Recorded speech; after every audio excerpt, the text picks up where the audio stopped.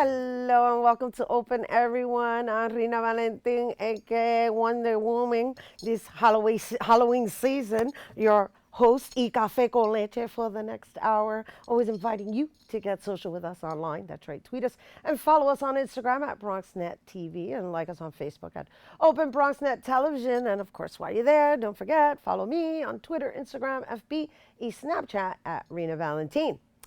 So in the Halloween spirit, we get caught up with all the fun, and sometimes we forget that we can still remain healthy. And well, today we have someone who's going to share her tips and tricks for a healthy Halloween. Please welcome back health and nutrition expert Nancy Addison.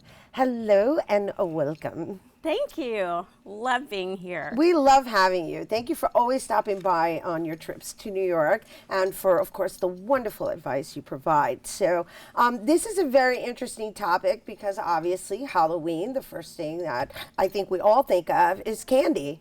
Right. It's like a sugar festival. And then if you look at the fact that 1 teaspoon of sugar will shut down your immune system for up to 5 hours, it can be really dangerous for children of all ages. And so we love to dress up and have fun and have festivities, but there are great alternatives for this. I mean, they don't call it trick or treat for no reason, right? And I see you brought a lot of treats today. And I will say, I didn't even realize that sugar shuts down your immune system for 5 hours. That's an interesting fact right there. Right, and so many of these candies today have fructose in them, and fructose affects the way the pancreas makes insulin, and it also affects the hormone leptin, which makes you feel satiated. And so these are the two things that actually can cause diabetes. And so when we avoid any kind of foods that have high fructose corn syrup or any kind of fructose or even agave, a lot of what look like healthier treats have agave syrup in them, and they actually have more fructose in them than high fructose corn syrup. So we want to avoid those things so that we are supporting our children's health, because obesity has doubled in the last 20 years, and diabetes is on a big rise with kids. So anything we can do to make the holidays healthier and more fun is certainly going to benefit them for life. Well, I appreciate that, especially, in the community of people of color. Like, we do have an issue with diabetes. And I will say, how do you recondition parents to actually paying attention? I mean, it's not like the candies come with labels on them. Well, they should have ingredients on them. And if you can, maybe get little snack packs that are, for instance, raisins. Raisins actually have a certain quality in them that help dental health. You can get packs of nuts or some kinds of different things that maybe are gluten-free, maybe non-GMO, and you can get them at the dollar store or places like that. You can actually find these healthier treats that you can pass out. And I think parents trust packaged foods instead of like homemade, right. instead of homemade. So, but then there are some healthy treats that you can pass out that really don't even involve food. Right. And so you can, pass out little finger puppets, or I know that a lot of these things come at the dollar store in little packs, and you can pass them out, and even really cute little pencils, things that are, kaleidoscopes, things that are fun and really celebrate things, and little fans. And these are great ideas. Fun glasses, or even funny little rings that won't affect their health. But I think also feeding your child a healthy dinner before they leave, so that they aren't eating because they're hungry, is also a good treat. That's a great idea, actually, because of course, they want to have Candy Fest, and so if they're full, they're probably going to reconsider what it is that they're going to be putting in their mouths. But again, it's just in the nature of what Halloween is and how we celebrate it. It requires a certain mindset to just walk around with this consciousness. And so I just wonder, like, what could we do? I mean, obviously, as an individual, you're saying, possibly have raisins or peanuts, and of course everything should be sealed. You should never allow your child to eat anything that's been tampered with or is not sealed commercially. However, just within my community, myself included, it's a little like challenging to go, oh, well, we don't have candy for you, we have raisins.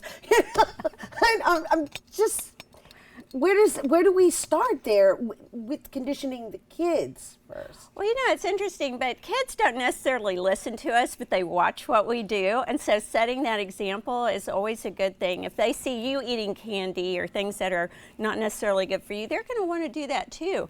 And when they associate these celebrations with love and with their family, that becomes their comfort food. So whatever you're giving them is going to be their comfort food for life. So if they're having a bad day or emotional breakdown later on in their life, they're going to crave those comfort foods that you gave them because they associate that with your unconditional love. So, one of my things that I did with my kids when they were little is I would make them fun Halloween smoothies. Like, this is a great time to make a magic Martian mixture. Right, And I you can saw, make I saw that somewhere. I was like, oh, that's really clever. She's like, oh, we're going to make a kale drink, right? It's kale? Yeah, or you could use romaine lettuce. You could use baby spinach. I always recommend doing baby greens because they're healthier and they have more nutrients in them. And you could even do a spirulina powder, which is high protein and it's really healthy for you. It has lots of nutrients in it. And our taste buds change for what we eat. So whatever we're eating, we develop taste buds for them. So as your child begins to eat these healthier foods, they're actually going to learn to love them.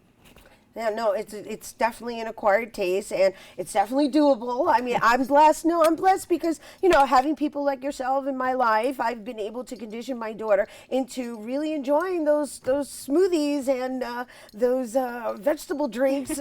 However, I do sweeten them, it's not just straight kale. I'll like add a banana or something to sweeten it up a little bit. But I mean, I'm assuming that the natural sugars are okay. Oh, absolutely. In fact, we think about fructose as being, oh, well, don't fruits have fructose in them? But that's a natural fructose, and whole fruits have fiber in them, which slows it down from going into your bloodstream so fast.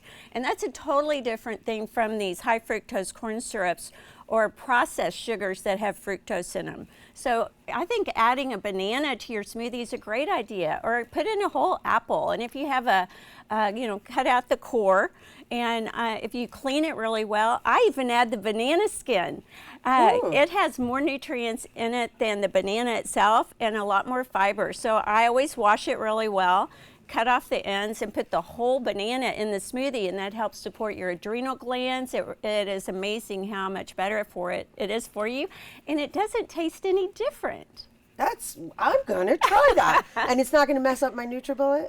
No, I chop it into chunks. Okay, yeah, right. And so I see you have another book here that we can share with our viewers, and it's geared towards children, the topic at hand. Right, and half of it's recipes. So I have all kinds of smoothie recipes and healthy food recipes that you can either make into baby food as well, or serve to your whole family. So it's it's good for everyone, but it has a lot of nutrition information as well as some guidelines into how to raise healthy children. Thank you. Thank you, Nancy. Thank you for always coming with these wonderful ideas, and of course for feeding us the knowledge that you have in there. And here's to, just recreating a healthy lifestyle. That's what we're saying. All right, so once again, for more on Nancy and all of her healthy advice, you can visit organichealthylife.com. All right, we are taking a quick break, but we'll be back with more Open after this.